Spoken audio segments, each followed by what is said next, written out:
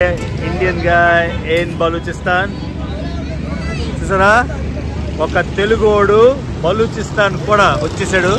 Plane hijack అవడం విన్నాం, Somalia pirates చేసే షిప్లు హైజాక్ అవడం విన్నాం, అలాగే యమన్ వాళ్ళు కూడా చేస్తారు. గల్ఫ్ ఆఫ్ ఎడెన్ లో షిప్లు హైజాక్ విన్నాం, బోట్లు హైజాక్ విన్నాం, కానీ ట్రైన్ హైజాక్ అవడం ఏంట్రా బాబు, ఎప్పుడు వినలేదు. కానీ అలాగా ఒక ట్రైన్ అయితే పాకిస్తాన్ లో హైజాక్ అయిపోయింది. అందులోని పాకిస్తాన్ లో బిగ్గెస్ట్ స్టేట్, అతిపెద్ద రాష్ట్రమైన బలూచిస్తాన్ లో అయింది. సో బలూచిస్తాన్ లోపలికి వెళ్లి సజీవంగా తిరిగి వచ్చిన ఏకైక తెలుగోడిగా, చాలా చాలా రిస్కీ అయినా కూడా మనం బలూచిస్తాన్ లోపలికి వెళ్లి మరీ వచ్చేసాం. కాబట్టి డెఫినెట్ గా ఈ క్రైసిస్ గురించి అయితే వీడియో చేయాలి. ఇది కూడా జియో పాలిటిక్స్ వీడియో కాబట్టి చాలా మంది అనుకుంటారు నువ్వు కూర్చొని జియో పాలిటిక్స్ వీడియోలు చేస్తున్నావు అంటే, జియో పాలిటిక్స్ వీడియోలు చేయడానికి ఒక స్టూడియోలోనే కూర్చోక్కర్లేదు. మనం ఇవన్నీ తిరిగాం కాబట్టి మనకు అవగాహన ఇంకా బెటర్ గా ఉంది కాబట్టి డెఫినెట్ గా వీడియో అయితే చేయాలి. Okay, so Balochistan Pakistan series, నేను పాకిస్తాన్ 3వ సారి వెళ్ళిన ట్రిప్ అయితే అంతగా రీచ్ అవ్వలేదు కొన్ని కారణాల వల్ల. సో ఆ ట్రిప్ లోని నేను ట్రైన్ బ్లాగ్ చేశాను, అంతేకాకుండా బలూచిస్తాన్ లోపలికి వెళ్ళిన బ్లాగ్ చేశాను, బలూచిస్తాన్ లో విలేజెస్ బ్లాగ్ చేశాను, అంతేకాకుండా బలూచిస్తాన్ లో ఇంగ్లాజ్ మాత శక్తిపీఠం వీడియో కూడా చేశాను. బలూచిస్తాన్ ఇంగ్లాజ్ మాత అయితే బాగా రీచ్ అయింది. ఈ వీడియోలన్నీ మీకు చూడాలని ఉంటే తప్పకుండా నా పాకిస్తాన్ -2 అని ఒక ప్లేలిస్ట్ ఉంటుంది. ఈ ప్లేలిస్ట్ లో మీరు వీడియోలన్నీ చూడొచ్చు. ఓకే, సో నిన్న హైజాక్ అయిన ట్రైన్ పేరు జాఫర్ ఎక్స్ప్రెస్. ఇది బలూచిస్తాన్ రాజధాని అయిన క్వెట్టా నుండి చుట్టూరు తిరిగి అంటే సింధ్, తర్వాత పంజాబ్, తర్వాత ఖైబర్ పఖ్తూన్ఖ్వా రాష్ట్రంలోని పెషావర్ వరకు వెళ్తుంది అన్నమాట. ఈ మొత్తం జర్నీ 1632 కిలోమీటర్లు. ఈ 1632 కిలోమీటర్లు ఇంచుమించుగా 34 గంటలు అయితే పడుతుంది. సో ఈ ట్రైన్ నేను స్పెషల్ సిగ్నిఫికెన్స్ ఎందుకు అనుకున్నాను అంటే, ఇదే లైన్లోని ఇంచుమించుగా హాఫ్ డిస్టెన్స్ అయితే నేను ట్రైన్లో ట్రావెల్ చేశాను. ఇక్కడ ఆ థంబ్నెయిల్ పెడతాను, ఆ వీడియో మొత్తం పాకిస్తాన్ ట్రైన్ జర్నీ ఎలాగా అని. ఎందుకంటే ఈ క్వెట్టా నుంచి ఆ ట్రైన్ సక్కర్ రోహ్రీ అనే ఒక టౌన్ దగ్గర మళ్ళీ ఇంటర్చేంజ్ అయ్యి లాహోర్, ఇస్లామాబాద్ మీదుగా పెషావర్ వెళ్తుంది. ఓకే, సో నేనేమో ముల్తాన్ నుండి రోహ్రీ వరకు ఈ ట్రైన్ తేజ్గామ్ ఎక్స్ప్రెస్ అనే ఒక ట్రైన్లోని ట్రావెల్ చేశాను. ఒకవేళ మీకు ఆ ట్రైన్ పాకిస్తాన్లో ట్రైన్స్ ఎలా ఉంటాయి అని తెలుసుకోవాలంటే ఈ వీడియో డెఫినెట్గా చెక్ చేయండి. ఓకే, అది నా మళ్ళీ పాకిస్తాన్ -2 ప్లేలిస్ట్లో ఉంటుంది. సో ఇవాళ మొత్తం అసలు బలూచిస్తాన్లో ఏం జరుగుతుంది, బలూచిస్తాన్లో ట్రైన్ హైజాక్ ఏంటి, అసలు ఎంతమంది ఆర్మీ వాళ్ళు చనిపోయారు, అసలు బలూచిస్తాన్ గొడవ ఏంటి, ఇవన్నీ ఈ వీడియోలోని డీటెయిల్గా నాకు తెలిసిన జియో పాలిటిక్స్ నాలెడ్జ్ అయితే మీతో షేర్ చేసుకుంటాం. ఓకేనా, let's go into the video.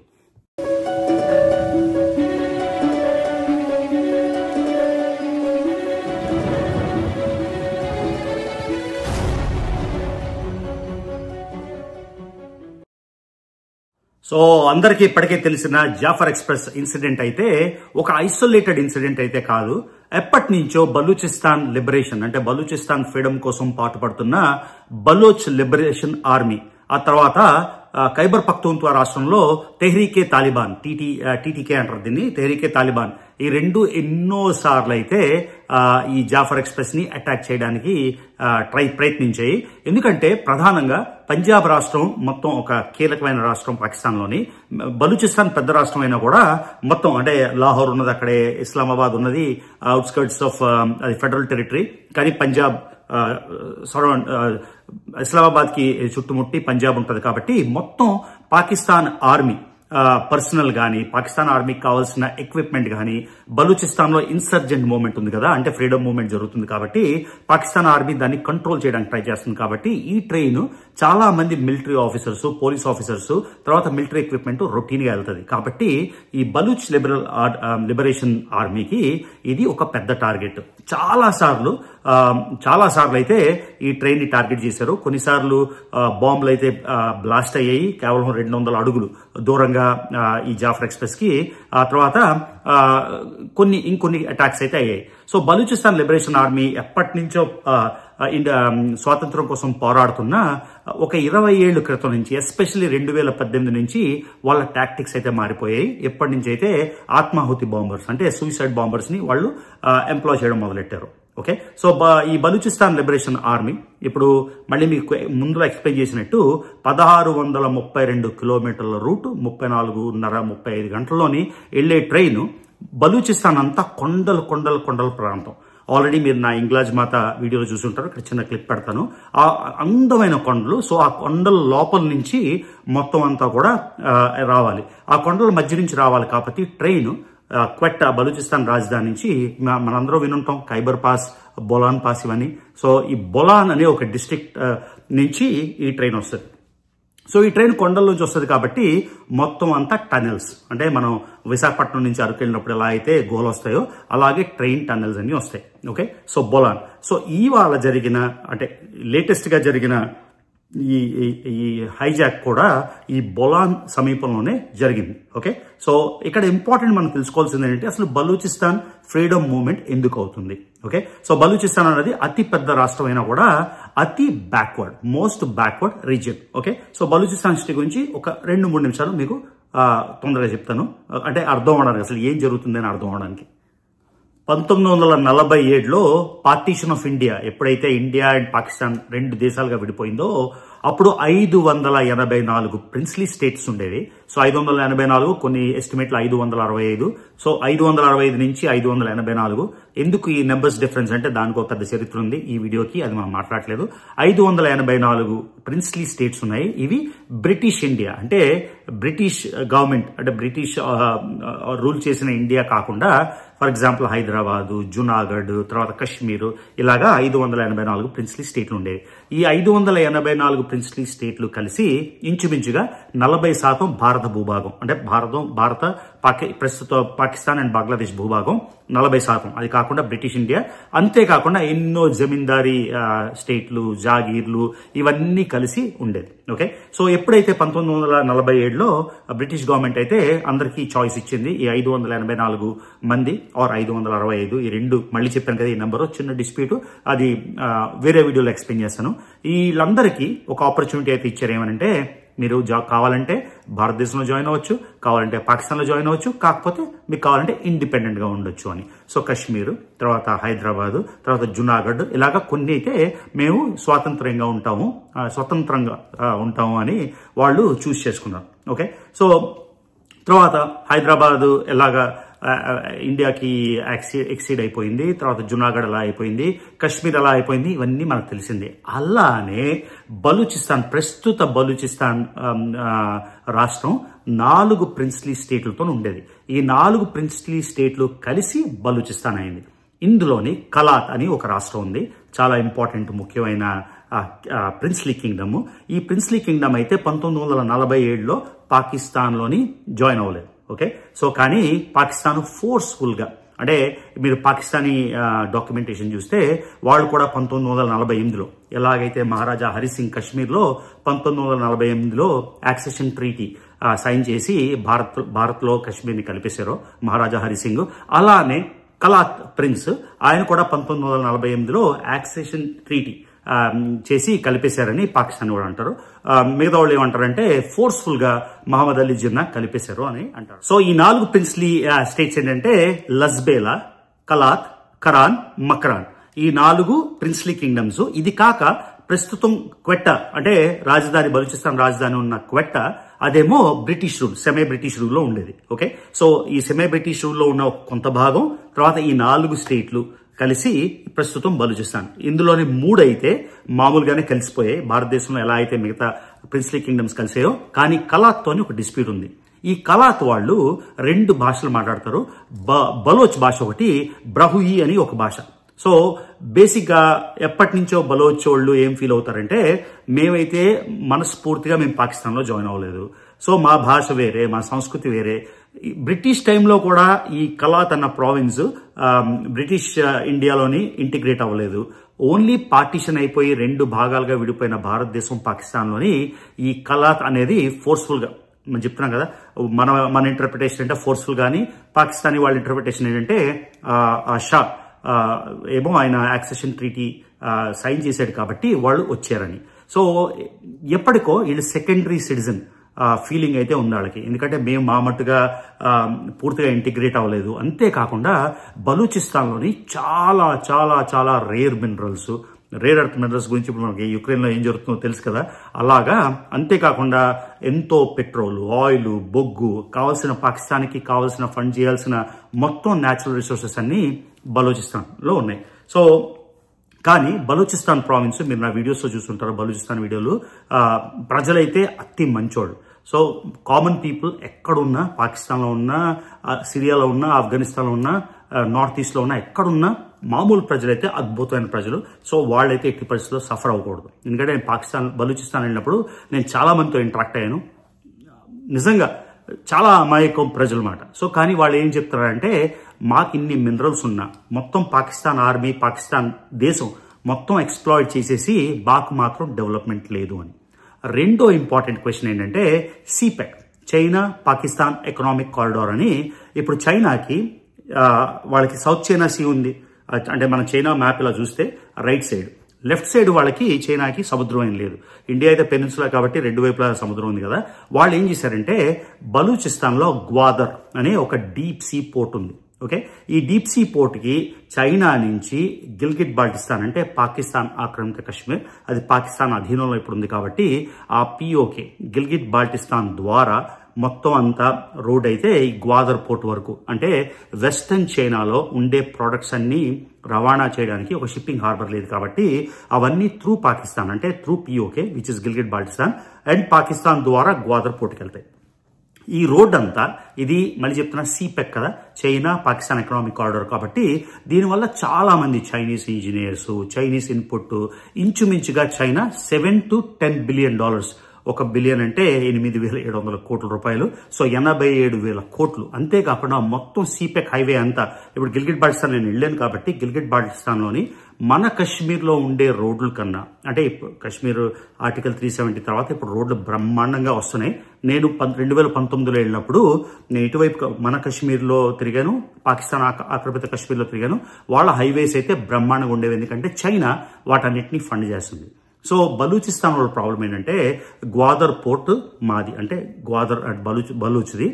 China వాళ్ళు వచ్చేసి వాళ్ళ మినరల్స్, వాళ్ళ మొత్తం అన్ని రా మెటీరియల్స్ అన్ని దొబ్బేస్తున్నారు ఫ్రీగా, ఏమీ లేకుండా. అంతేకాకుండా చైనా వాళ్ళు అంటే ఫారెన్ ఇంటర్ఫరెన్స్, ఇన్ఫ్లుయెన్స్ ఎక్కువైపోయింది బలూచిస్తాన్ అని వాళ్ళైతే దాన్ని ఫైట్ చేస్తున్నారు. ఎందుకంటే గ్వాదర్ పోర్ట్కి వెళ్ళిన డబ్బులు మొత్తం అందులోంచి వచ్చిన రోడ్డు, దానికి కావాల్సిన ట్యాక్సెస్ అవన్నీ పాకిస్తాన్ గవర్నమెంట్ తీసుకుంటుంది. కరెక్ట్ షేర్ అయితే బలోచ్కి ఇవ్వట్లేదని. కాబట్టి ఇక్కడ యాక్చువల్ బలోచ్ నేషనల్ ఆర్మీ యుద్ధం ఓన్లీ పాకిస్తాన్తో కాదు, చైనాతో. సో కాబట్టే బలూచిస్తాన్కి పాకిస్తాన్ అయితే ఇంత క్రైసిస్లో కూడా ఎదుర్కోగలుగుతుంది. ఎందుకంటే చైనా వాటికి అన్ని రకాల సప్లైస్, ఆర్మీ కావాల్సినవి అఫీషియల్గా కాకపోయినా అన్అఫీషియల్గా వాళ్ళు ఫండ్ చేస్తున్నారు. ఎందుకంటే గ్వాదర్ పోర్ట్ అనేది చాలా ఇంపార్టెంట్. అంతేకాకుండా బలూచిస్తాన్ ఇంకా కాంప్లెక్స్ ఏంటంటే బలూచిస్తాన్ స్టేట్ ఇరాన్లో ఉంది, ఆఫ్ఘనిస్తాన్లో ఒక మొక్కు ఉంది, పాకిస్తాన్లో ఒక మొక్కు ఉంది.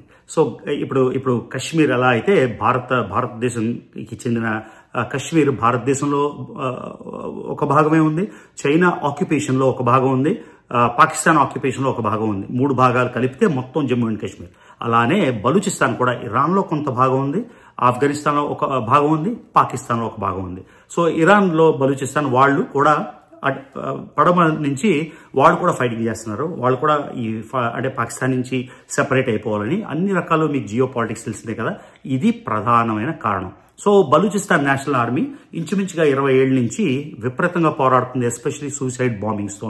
ఓకే, సో పాకిస్తాన్ ఆర్మీ కూడా చాలా రెసిస్టెన్స్ ఇస్తుంది. కానీ ఆర్మీ అంతా సింధ్ నుంచి, తర్వాత పంజాబ్ ప్రావిన్స్ నుంచి రావాలి. ఖైబర్ పఖ్తూన్ఖ్వా అని ఇంకో స్టేట్ ఉంది, ఆ స్టేట్లోని తెహ్రీకే తాలిబాన్ ఉంది. సో పాకిస్తాన్కి ఉన్న ప్రాబ్లమ్స్ 1, 2 కాదు, చాలా ప్రాబ్లమ్స్ ఉన్నాయి. ఓకే, ఇదంతా పక్కన పెడితే మొన్న రాణా సనావుల్లా అని ఆయన ఫారెన్ మినిస్టర్ అనుకుంటా ఇంతకుముందు షహబాజ్ గవర్నమెంట్ ఉన్నప్పుడు. అంతేకాకుండా ప్రధానమంత్రికి ఒక chief advisor.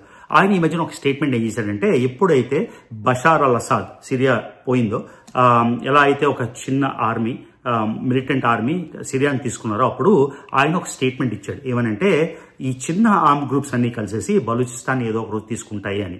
So Pakistan representative అయిన అనడంతో బలూచ్ నేషనల్ ఆర్మీ ఒక్కసారిగా ఉత్తేజం వచ్చేసి వాళ్ళు ఏం చేశారంటే, బలూచిస్తాన్లోని చిన్న చిన్న స్ప్లింటర్ గ్రూప్స్ ఉన్నాయి, 7, ఒక 7 or 8. అంతేకాకుండా సింధు దేశ్ ఆర్మీ అని ఒకటి.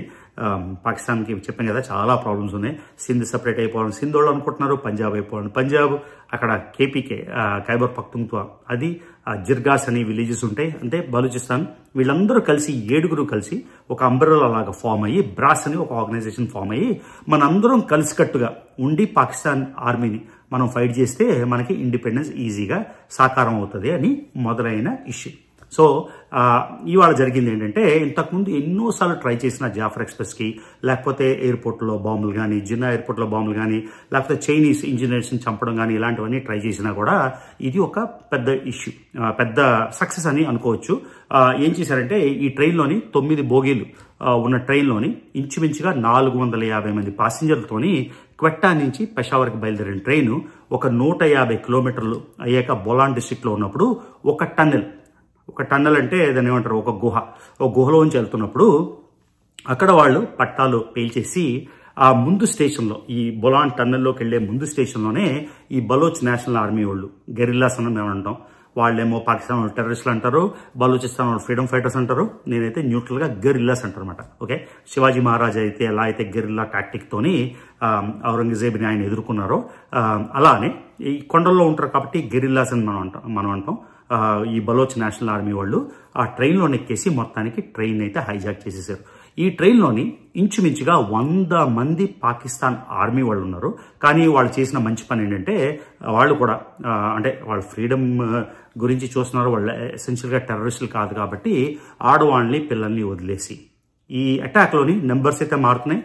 ఇంచుమించుగా 20 మంది ఆర్మీ వాళ్ళని చంపేశారు. ఒక 100 మంది ఆర్మీ వాళ్ళు అయితే క్యాప్చర్, అంటే ఈ హైజాక్ చేసినప్పుడు వీళ్ళు బందీలుగా ఉన్నారు. అంతేకాకుండా బలోచ్ నేషనల్ ఆర్మీ క్లియర్గా ఇన్స్ట్రక్షన్స్ ఏమి ఇచ్చిందంటే, పాకిస్తాన్ ఆర్మీ ఆబ్వియస్గా వాళ్ళ దేశంలో ఉంది కాబట్టి వాళ్ళు కంట్రోల్ చేయాలి, వాళ్ళు అటాక్ చేయాలి. ఒకవేళ కానీ పాకిస్తాన్ ఆర్మీ యాక్టివ్గా ఇన్వాల్వ్ అయినా, వీళ్ళని రక్షించడానికి ఏమైనా హాస్టేజ్ని ట్రై చేసినా మొత్తం అందరినీ చంపేస్తామని. సో ఇది క్రైసిస్. అంటే మొత్తం ఎక్స్ప్లెయిన్ చేయడానికి, ఒక ట్రైన్ హైజాక్ చేయడానికి రీజన్స్, లాజిక్ ఉంటుంది కదా, అసలు ఎందుకు హైజాక్ చేశారు, అసలు బలూచిస్తాన్ ఏంటి, ఇదంతా ఎక్స్ప్లెయిన్ చేయడానికి ఇది చెప్పాను. ఈ వీడియో లెంత్ ఎంత వచ్చిందో నాకు తెలియదు, కానీ మొత్తానికి సారాంశం అయితే మీకు అర్థమైందని అనుకుంటా. మళ్ళీ నేను చాలా ప్రౌడ్గా ఫీల్ అవుతున్నా, ఎందుకంటే భారతదేశంలో పుట్టి భారతదేశంలో పెరిగినంత కాలం పాకిస్తాన్తో అబ్సెషన్ ఉండేది. అసలు ఏం జరుగుతుంది, ఎక్కడికి వెళ్ళినా క్రికెట్ మ్యాచ్ అయినా పాకిస్తాన్, ఏ జరిగినా పాకిస్తాన్. అందుకని నాకు చాలా కుతూహలం ఉండేది. ఈ కుతూహలంతో ఉన్న 4 స్టేట్లు ప్లస్ పాకిస్తాన్ ఆక్యుపైడ్ కాశ్మీర్ని కూడా ఆర్టికల్ 370 తర్వాత ఎప్పుడైతే తీసేశారో, కాశ్మీర్ని పూర్తిగా ఇంటిగ్రేట్ చేశారో భారత ప్రభుత్వం, వీళ్ళ ఆధీనంలో ఉన్న గిల్గిట్ బాల్టిస్తాన్ కూడా ఒక స్టేట్ హుడ్ ఇచ్చేశారు అన్నమాట. అర్థమైందా? సో వాళ్ళకి ప్రధానంగా పంజాబ్, తర్వాత ఖైబర్ పఖ్తుంఖ్వా, ఇంతకుముందు నార్త్ వెస్ట్ ఫ్రంటియర్ ప్రావిన్స్ అని ఉండేది, వాటన్నిటిని కలిపేసి ఖైబర్ పఖ్తుంఖ్వా అని ఒక స్టేట్, బలూచిస్తాన్, సింధ్, తర్వాత గిల్గిట్ బాల్టిస్తాన్, మళ్ళీ ఆజాద్ కాశ్మీర్, అవన్నీ చిన్న చిన్న మధ్యలోని సెమీ ఆటోనమీ అవన్నీ ఉన్నాయి. అవన్నీ కన్ఫ్యూజన్ లేకుండా 5 స్టేట్లు, ఈ 5 రాష్ట్రాలు కూడా నేను తిరిగేసాను అనమాట. అందులోని ఈ బలూచిస్తాన్ అనేది ఇంపాసిబుల్ అని నాకు చాలా మంది చెప్పారు, కానీ సక్సెస్ఫుల్గా అది కూడా వెళ్ళి వచ్చేసాం కాబట్టి ఈ ఎక్స్పీరియన్స్ చెప్తున్నా. నెంబర్స్ అయితే ఇంతమంది అటాక్, ఇంతమంది నేను ఎందుకు చెప్పట్లేదంటే, ఆ నెంబర్స్ మారుతాయి. కానీ ప్రస్తుతానికైతే బలోచ్ నేషనల్ ఆర్మీ ఆధీనంలోని చాలా మంది పాకిస్తాన్ ఆర్మీ పర్సనల్ అయితే ఉన్నారు. లక్కీగా ఆడవాళ్ళని పిల్లల్ని వదిలేశారు కాబట్టి పాకిస్తాన్ ఈ క్రైసిస్ని ఎలాగా సాల్వ్ చేసుకుంటుంది, రిజాల్వ్ చేసుకుంటుందో మనం వేచి చూడాల్సిందే. అందులోని ట్రైన్ హైజాక్ అన్నది ఎప్పుడు సినిమాలో బర్నింగ్ ట్రైన్ ఇలాంటివన్నీ విన్నాం, కానీ ఒక ట్రైన్ని హైజాక్ చేసేసారు సక్సెస్ఫుల్గా అంటే, వాళ్ళు కూడా ఈ రానా సనావుల్లా ఆయన స్టేట్మెంట్తోని కొంచెం ఉత్తేజమైపోయి అందరూ కలిసి జాయింట్గా ఫైట్ చేయాలని డిసైడ్ చేసుకొని సక్సెస్ఫుల్గా అయితే ఈ ట్రైన్ హైజాక్ చేయగలిగారు. మళ్ళీ చెప్తున్నా, పాకిస్తాన్ ఆర్మీ దీన్ని ఎలా రిజాల్వ్ చేస్తుందో నాకు కూడా చూడాలని ఇంట్రెస్టింగ్గా ఉంది. ఏదైనా కూడా బలూచిస్తాన్ అనేది లోపల సెసెషనిస్ట్ మూవ్మెంట్ ఉంది. నాకు బలూచిస్తాన్లో నేను కలిసిన వాళ్ళతో ఈజిప్ట్ వీడియోస్ మీరు చూస్తుంటే మీకు గుర్తుంటుంది. కైరోలోని మొహమ్మద్ అలీ మాస్క్లోని ఒక బలోచ్ ఆయన క్వెట్టా నుంచి కలిసాడు. ఆయన ఏమంటాడంటే, అంటే బలోచ్ నేషనల్ ఆర్మీని సపోర్ట్ చేసేవాళ్ళు ఉంటారు, పాకిస్తాన్ ఆర్మీని సపోర్ట్ చేసేవాళ్ళు ఉంటారు, తర్వాత పంజాబ్ నుంచి సింధ్ నుంచి వచ్చి బలూచిస్తాన్లో సెటిల్ అయిన వాళ్ళు ఉంటారు. రకరకాల అభిప్రాయాలు ఉంటాయి కదా. సో నాకు అర్థమైన దాన్ని బట్టి, అంటే నాకు వచ్చిన కొంచెం జియోగ్రఫీ లేకపోతే నాకు తెలిసిన జియో పాలిటిక్స్ బట్టి మొత్తం అందరూ బలూచిస్తాన్ అందరూ అయితే సెపరేట్ స్టేట్ కోరుకోవట్లేదు. ఎవరైనా నాకన్నా బాగా తెలిసిన పొలిటికల్ ఉద్దండులు ఉంటే నాకు కరెక్ట్ చేయండి. నాకు తెలిసిన దాన్ని బట్టి ఏంటంటే ఒక 60 to 70% అయితే పాకిస్తాన్లో ఉండడానికే కోరుకుంటున్నారు. ఒక 30% మాత్రం ఈ బలోచ్ నేషనల్ ఆర్మీని ఎంటైర్గా సపోర్ట్ చేస్తున్నారని నేను చదివిన ప్రకారం, నేను ఇంటరాక్ట్ అయిన ప్రకారం. కానీ మళ్ళీ చెప్పాం కదా, జియో పాలిటిక్స్లో ఇటువైపు వర్షన్ ఉంటుంది, ఇటువైపు వర్షన్ ఉంటుంది. కరెక్ట్ వర్షన్ అయితే నాకు తెలియదు, ఎందుకంటే నేను బలూచిస్తాన్లో లేను కాబట్టి.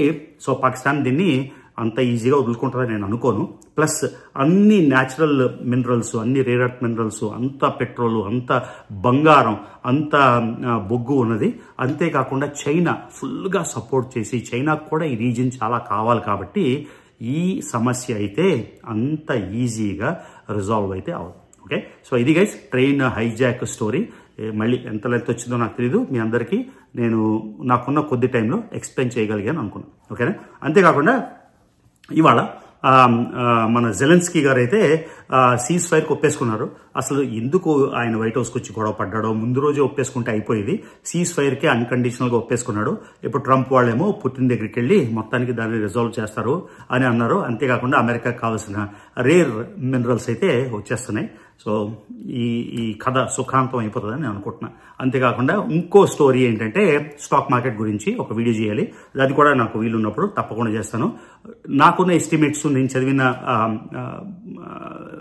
మెటీరియల్ ప్రకారం $4 ట్రిలియన్, అంటే నిన్నటికి, ఇవాళ కొంచెం రికవర్ అయింది కాబట్టి $4 ట్రిలియన్ అంటే మీడియా లెక్కేసుకోండి, 3.5 కోట్ల రూపాయలు.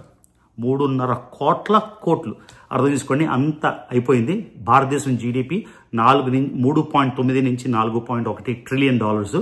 అంత డబ్బులు మార్కెట్లో పోయే, దాని గురించి సెపరేట్ వీడియో చేస్తాను. సో యాజ్ ఆల్వేస్ నా వీడియోస్ నచ్చినట్టయితే, నా వీడియోస్ మోర్ దెన్ ఒకటి చూసినట్టయితే మర్చిపోకుండా రవి తెలుగు ట్రావెలర్ ఛానల్కి సబ్స్క్రైబ్ చేసుకోండి, వీడియోస్ లైక్ చేయండి, షేర్ చేయండి. See you in the next video.